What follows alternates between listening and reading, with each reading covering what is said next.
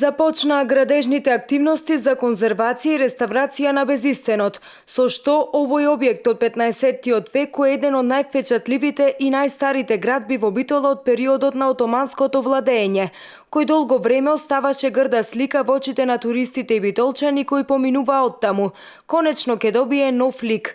Обновата на фасадата е дел од акциониот план на владата во рамки на проектот на Министерството за култура за обнова и конзервација на фасади кои се наоѓаат во старото јадро на Битола.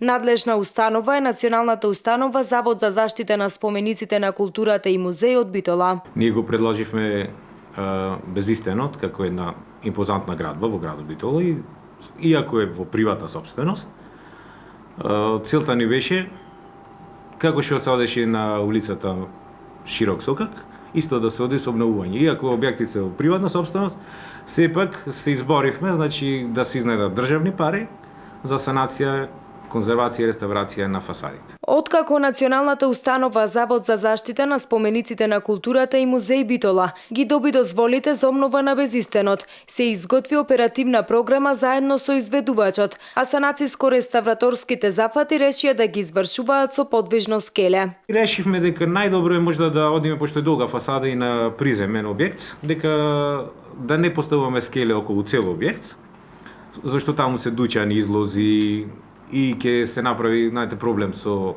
луѓето кои што ги продаваат своите продукти во Безистенот, му го затварат излога. Ќе одиме со подвижно скеле и ќе се движиме како што ќе се работи објектот, така ќе се движи дел по дел.